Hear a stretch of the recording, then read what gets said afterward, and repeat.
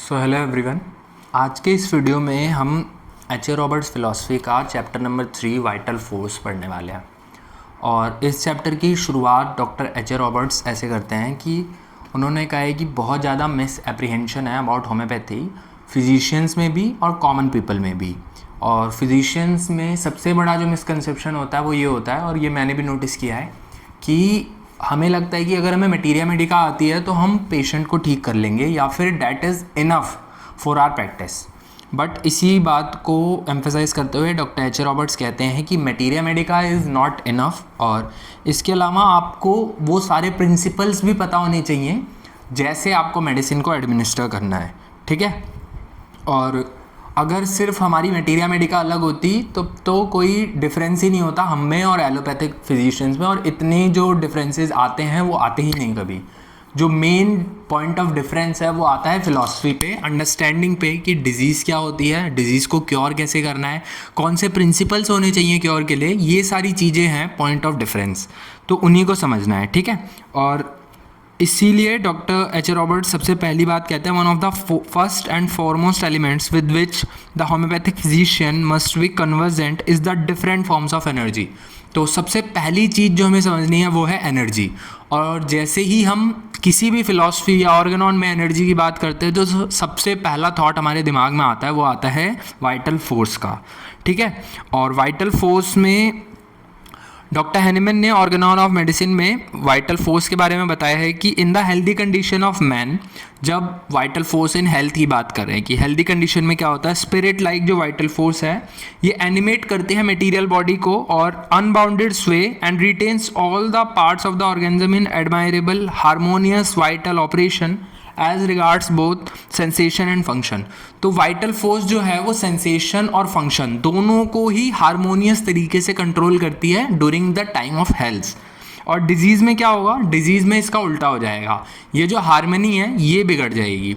और ऐसा क्यों करती है कि हमारे सारे सेंसेशन और फंक्शन को एक हारमोनियस स्टेट में रखती है वाइटल फोर्स, जिससे हम अपने रीज़न गिफ्टेड माइंड, मतलब जो हमारा सोचने समझने का जो दिमाग है, उससे यूज़ कर सके for the higher purpose of our existence. तो हमारी एग्जिस्टेंस का जो हाइयर पर्पस है, अब हमारी एग्जिस्टेंस का हाइयर पर्पस क्या है ये आपको कमेंट सेक्शन में लिखना है इफ़ यू नो। सो ये एक बहुत थॉटफुल क्वेश्चन है, और जब मैंने आज सुबह मैंने ये चैप्टर पढ़ा था और अभी रात के 10:30 बज रहे हैं, तो तब से मैं यही सोच रहा था कि what is the higher purpose of our existence. तो आपको भी सोचना है, और अगर आपको समझ आता है कि क्या हमारे होने का हायर पर्पस है तो उसको आपको कमेंट सेक्शन में मेंशन करना है। ठीक है। और इस कॉन्सेप्ट को सबसे पहले डॉक्टर हैनीमैन ने ही इंट्रोड्यूस किया था मेडिकल वर्ल्ड में। और हम ना 3 चीज़ों को बोलते हैं, लाइफ के 3 पार्ट्स होते हैं। सबसे पहली हमारी बॉडी, दूसरा हमारा माइंड, और तीसरी हमारी स्पिरिट। अब ये जो ट्रिनिटी है ना, ये हर लाइफ में प्रेजेंट होगी, चाहे वो एनिमल लाइफ हो, चाहे वो प्लांट लाइफ हो, चाहे वो बिल्कुल ऐसे ऑर्गेनिजम्स हो जो हमें लिविंग लगते भी ना हो बट वो लिविंग है, तो उसमें ये 3 चीज़ें, बॉडी माइंड स्पिरिट, ये तीनों पक्का प्रेजेंट होगी। ठीक है। और ये तीनों जो फोर्सेस हैं ये इंटरडिपेंडेंट फोर्सेस हैं, ये एक दूसरे पे डिपेंड करती है। कोई भी टिश्यू, कोई भी सेल, कोई भी ऑर्गन, कोई भी मॉलिक्यूल इंडिपेंडेंट नहीं है। मतलब कि ये आपस में इतने ज़्यादा इंटरकनेक्टेड हैं कि कोई भी इंडिपेंडेंट सर्वाइवल नहीं कर सकता। एक सेल इंडिपेंडेंट सर्वाइवल ऐसे नहीं कर सकता कि वो बाकी एनवायरनमेंट से इंटरेक्ट ही ना करे, उसको इंटरेक्ट करना ही पड़ेगा दूसरी चीज़ों से सर्वाइवल के लिए। ऑर्गन, टिश्यू, मॉलिक्यूल, कोई भी चीज़ इंडिपेंडेंट सर्वाइवल नहीं कर सकती। ठीक है। और इन सब की जो लाइफ है, लाइफ वो एक दूसरे की लाइफ में मर्ज है, इसीलिए ये दोनों, ये सब मिलके काम करते हैं। और लाइफ कभी भी एक ऑर्गन नहीं हो सकती, कोई एक टिश्यू लाइफ नहीं हो सकता, कोई एक सेल लाइफ नहीं हो सकता, एक कोई मॉलिक्यूल लाइफ नहीं हो सकता, या कोई एटम लाइफ नहीं हो सकता। लाइफ जो है वो पूरा ऑर्गेनिज्म जब मिल जाता है तभी वो एक लाइफ बनता है, तभी वो एक होल मैन बनता है। ठीक है। और हमें ऐसा लगता है कि लाइफ जो है वो 3 मेंबर से बनी होती है, ट्रिनिटी। बट हमें एक और चीज़ समझनी होगी कि ये तीनों मेंबर अलग अलग टाइम पे नहीं आते, ये तीनों एक साथ होंगे तभी कोई लाइफ हो पाएगी। इसके लिए डॉक्टर एच ए रॉबर्ट्स कहते हैं कि but we must remember also that life is a unity from its inception, from the very beginning of the life. मतलब जब मदर के वूम में एग और स्पर्म फर्टिलाइज होते हैं, जब इन दोनों का फ्यूजन होता है, उस समय से ये पूरी ट्रिनिटी, माइंड बॉडी और स्पिरिट तीनों साथ रहते हैं हमेशा। तब से from the very beginning of life, तब से ये जो ट्रिनिटी ऑफ लाइफ है यही उस चीज़ को आगे मेंटेन करता रहता है। ठीक है, तो ये आपको याद रखना है। ये डॉक्टर एच रॉबर्ट्स के व्यू हैं। और देखो, जब एक बार क्या होता है कि सबसे पहले जब फ्यूजन होता है, जब जाइगोट का फॉर्मेशन होता है, और ego of the completed cell does not change one iota after once beginning its process. उसके बाद इसमें कुछ भी ऐसा चेंज नहीं आता। Means everything is decided at the time of inception of life.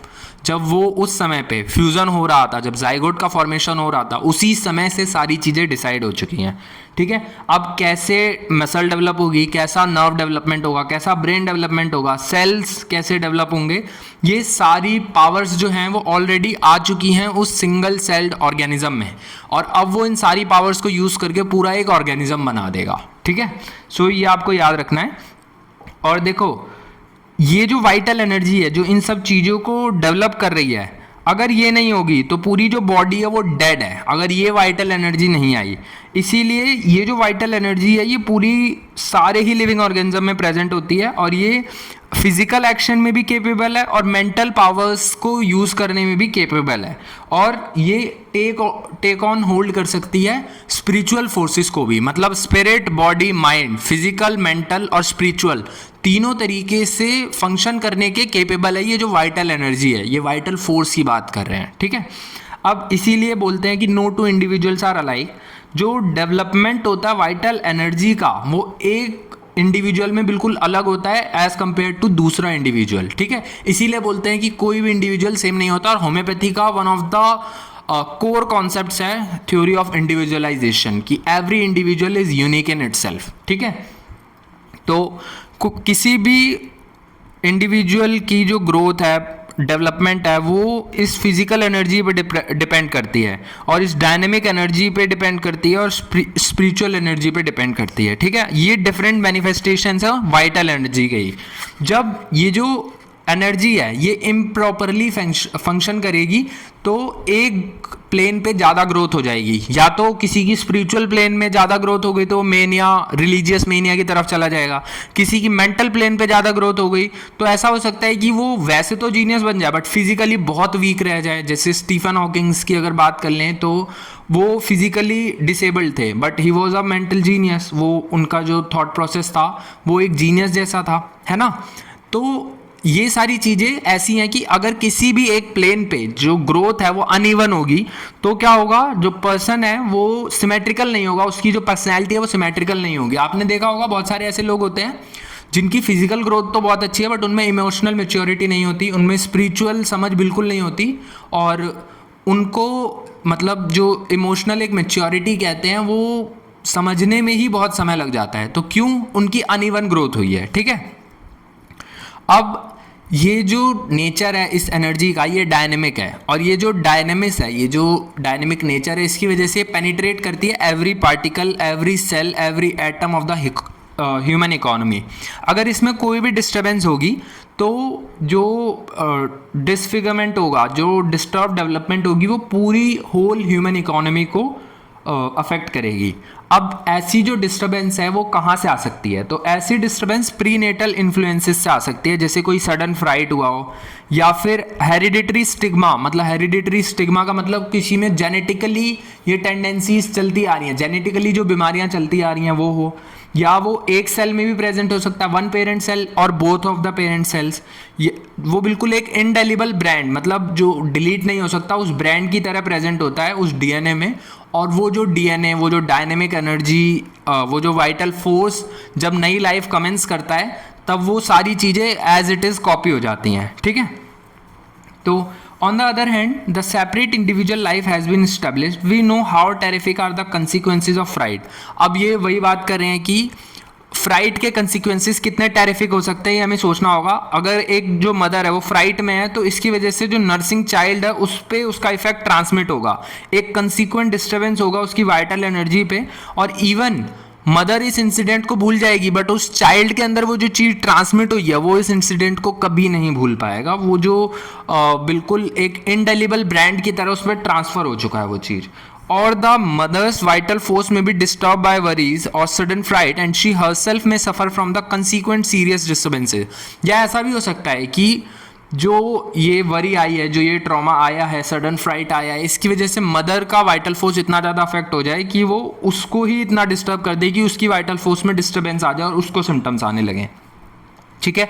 अब ये जो वाइटल फोर्स का इन्फ्लुएंस है ये पूरे होल ऑर्गेनिज्म पे इतना ज़्यादा डेलिकेटली एडजस्टेड होता है और ये इंटीमेटली कनेक्टेड होता है एवरी पार्ट से कि जो बिल्कुल डिस्टेंट ऑर्गन्स है, जो बिल्कुल अनरिलेटेड लगने वाले ऑर्गन्स हैं, वो भी कहीं ना कहीं एक दूसरे से कनेक्टेड हैं और कोई भी ये बिल्कुल क्लियरली नहीं बता सकता कि एक डिस्टर्बेंस का जो इफेक्ट है वो बॉडी के कौन से ऑर्गन पे देखा जाएगा.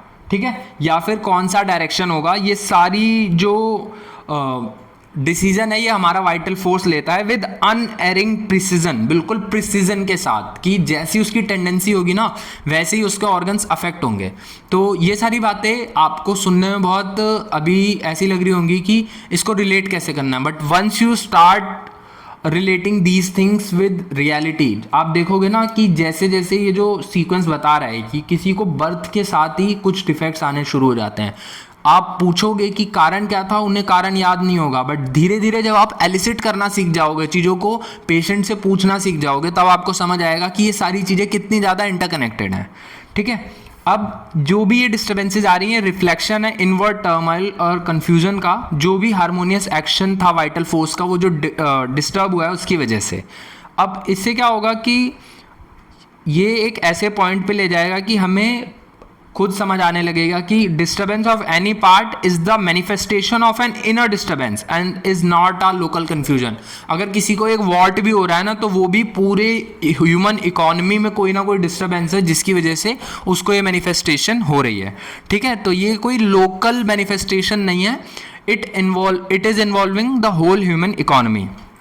अब इसके लिए ये सारी बातें तो हो गई कि वाइटल फोर्स, वाइटल एनर्जी क्या होते हैं, और हमें हमेशा जितनी भी डिजीज़ है उनको एक डायनेमिक एक्सप्रेशन देखना है.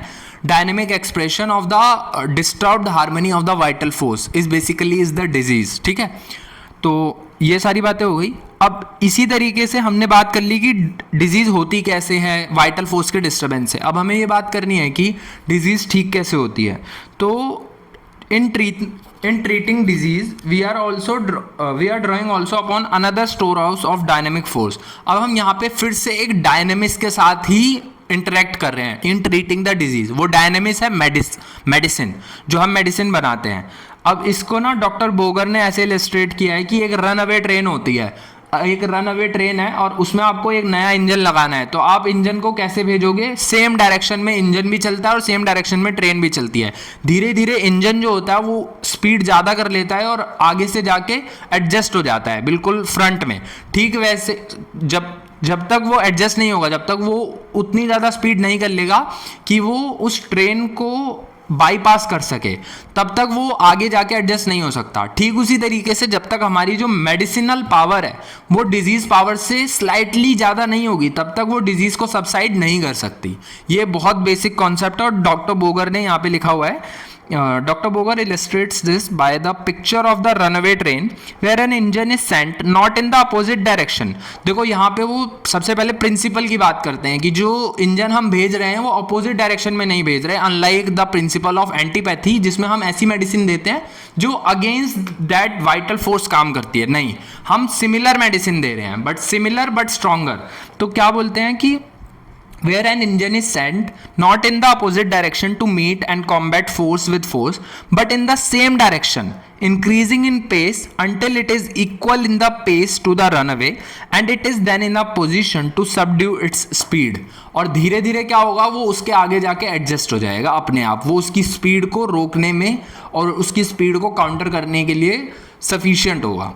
तो ठीक उसी तरीके से जो हमारी सिमिलर मेडिसिन होते हैं वो अपोजिट काम नहीं करती, वो सेम डायरेक्शन में काम करती है और धीरे धीरे जाके आगे से उस बीमारी को सबसाइड कर देती है. ठीक है. So this was about the medicine. अब डिजीज सिम्टम जो होते हैं ये हमें एक यूनिफाइड ऑर्डर में दिखते हैं, चाहे वो फिजिकल प्लेन पे दिखे, चाहे मेंटल प्लेन पे दिखे, चाहे स्पिरिचुअल स्फीयर्स पे दिखे. बट कोई भी इंडिविजुअल तीनों प्लेन्स पे एक साथ डिस्टर्बेंसेस को नहीं शो करता। कोई मेंटल ज़्यादा सिम्टम शो करेगा, कोई फिजिकल सिम्टम ज़्यादा शो करेगा। और देखो, अगर कोई मेंटल सिम्टम ज़्यादा शो करेगा तो वो क्या बन जाएगा, वो हो सकता है पागल हो जाए। कोई फिजिकल सिम्टम ज़्यादा शो करेगा, हो सकता है क्रिमिनल बन जाए, है ना। बिल्कुल ऐसी ऐसी फिजिकल एक्टिविटी कर दे, किसी को मार दे और किसी को बिल्कुल धक्का दे दे, कहीं से जान से मार दे, अब्यूज़ कर दे, तो ये फिजिकल सिम्टम ज़्यादा शो कर रहा है। और अगर कोई स्पिरिचुअल सिम्टम ज़्यादा शो करेगा तो वो दूसरे तरीके की एक्टिविटीज़ में चला जाएगा। तो ऐसे ही ना हर एक जो पर्सन है वो एक ना एक प्लेन पे आपको डिजीज़ के सिम्टम शो कर रहा होगा, तो हमें वो समझना है। और कोई भी जो डिस्टर्बेंस होता है वाइटल एनर्जी का, वो बिल्कुल इसीलिए होता है कि लैक ऑफ हार्मनी है। और ये जो लैक ऑफ हार्मनी है ये आउटवर्ड मैनिफेस्टेशन की तरह हमें शो होती है। जब हार्मोनियस फंक्शनिंग डिस्टर्ब होती है तब हमें सिकनेस दिखती है, ऐसा डॉक्टर एच ए रॉबर्ट्स ने कहा है। और इस it has as its base and inception this lack of harmony in the flow of vital energy through the body. और क्योंकि बॉडी में वाइटल एनर्जी ठीक से फ्लो नहीं कर रही, इसी वजह से बीमारियां आती हैं। इसीलिए जो हमारी रेमेडीज़ हैं उनको पोटेंटाइज किया जाता है कि वो इस लेवल पे पहुंच सके कि वो वाइटल एनर्जी के साथ इंटरेक्ट कर सकें। अगर वो ऐसा नहीं करेंगी, अगर वो इस फॉर्म में नहीं होंगी तो वो टॉक्सिक फॉर्म में होती हैं, ठीक है। और वो वाइटल एनर्जी के साथ रिएक्ट नहीं करती हैं और वो प्रॉपर सिम्टोमेटोलॉजी के साथ इंटरेक्ट नहीं करती। अब वो जो अगर प्रॉपर सिम्टोमेटोलॉजी जो वाइटल फोर्स डेवलप कर रहा है, हमारी मेडिसिन भी वही सिम्टोमेटोलॉजी डेवलप करनी चाहिए। मीन्स यहाँ पे फिर से वो सिमिलिया के प्रिंसिपल को कंफर्म कर रहे हैं, ठीक है। इसके लिए इसके बाद फिर उन्होंने कहा है ना कि जो जितनी भी प्रूविंग्स होती हैं वो इसीलिए की जाती हैं कि हमें पता चल सके कि ये मेडिसिन क्या करने के केपेबल है। अगर वो मेडिसिन वो सिम्टम प्रोड्यूस करने के केपेबल है, सो वही मेडिसिन उन सिम्टम को सबसाइड करने के केपेबल होगी, वही मेडिसिन उन सिम्टम्स को ठीक कर सकती है। अब इसके बाद उन्होंने पैराग्राफ 10-11 ऑफ ऑर्गेनॉन, मतलब अफोरिज्म 10 और 11 में कहा है कि जो मटेरियल ऑर्गेनिज्म होता है वो बिना वाइटल फोर्स के उसमें कोई भी सेंसेशन, कोई भी फंक्शन, कोई भी सेल्फ प्रिजर्वेशन नहीं होता।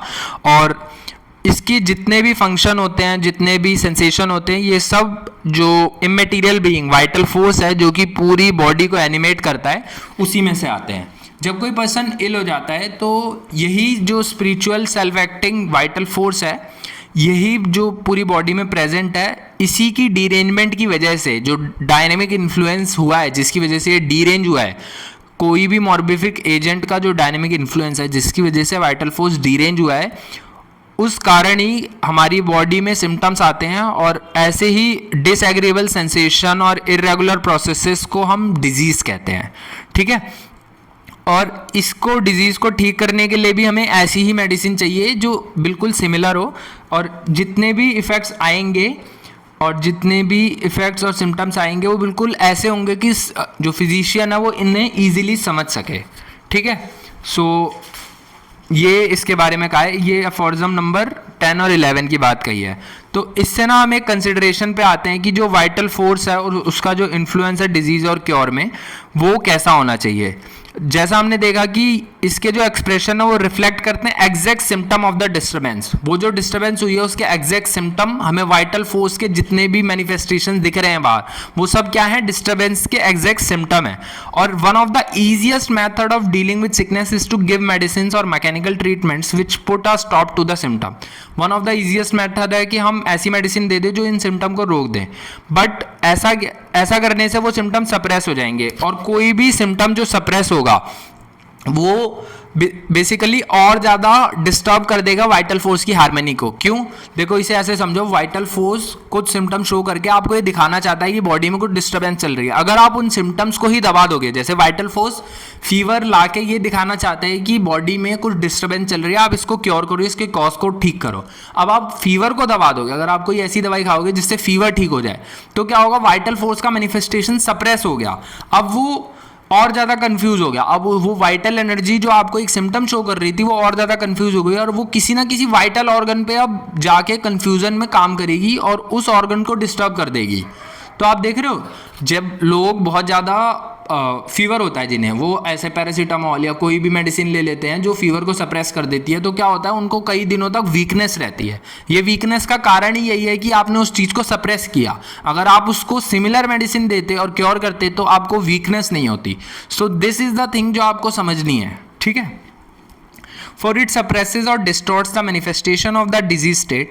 This may be done in many ways. It may be done by sprays. अब किसी ने स्प्रे लगा लिया, ऑइंटमेंट लगा दिया, या फिर इरिटेटिव या नार्कोटिक ट्रीटमेंट ले लिया, कोई भी ऐसी चीज जो कि इंटरफेयर करे expression of the disturbance as is manifested by the symptomatology of the patient adds manifold to our troubles. वो हमारी दिक्कत को और बढ़ाता है, वो बीमारी को और बढ़ाता है, ठीक है।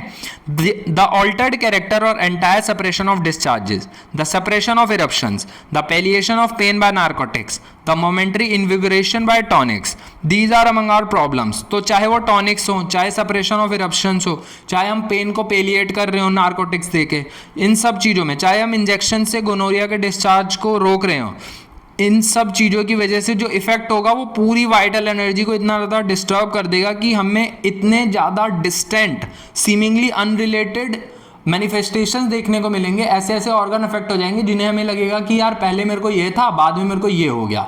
ये दोनों चीज़ें तो बिल्कुल अनरिलेटेड है, बट ये अनरिलेटेड नहीं थी। जो आपको पहले कंप्लेंट थी उसको आपने सप्रेस किया, जिसकी वजह से अब वो सीमिंगली डिस्टेंट ऑर्गन, इसलिए उन्होंने बोला है सीमिंगली डिस्टेंट, क्योंकि पूरी बॉडी इंटरकनेक्टेड है। कोई भी ऑर्गन पे अगर डिस्टर्बेंस आ रहा है, इसका मतलब पूरी बॉडी में कोई ना कोई दिक्कत है जिसकी वजह से एक ऑर्गन अफेक्ट हो रहा है, ठीक है। तो वो सीमिंगली डिस्टेंट और अनरिलेटेड जो ऑर्गन्स पे दिक्कत आई है वो आपकी पहले वाली प्रॉब्लम को सप्रेस करने की वजह से आई है, तो आपको सप्रेस नहीं करना है। Suppression is the easiest and greatest of the errors that can be practised by any graduate in medicine. तो सप्रेशन को उन्होंने बोला है कि वो ईजिएस्ट और ग्रेटेस्ट एरर है जो कि कोई भी मेडिसिन का जो ग्रेजुएट है वो प्रैक्टिस कर सकता है। सो हमें ये नहीं करना है, instead we need to cure the patient by similia similibus curentur. मतलब हमें उसको ऐसी मेडिसिन देनी है जो उसके सिम्टम्स के सिमिलर हो, जिससे वो सिम्टम्स प्रॉपरली क्योर हो सके और सप्रेशन ना हो और उस पर्सन को फर्दर कोई दूसरा ऑर्गन डैमेज होने की दिक्कत ना आए। So this was all about this video. मिलते हैं नेक्स्ट वीडियो में, तब तक के लिए बाय।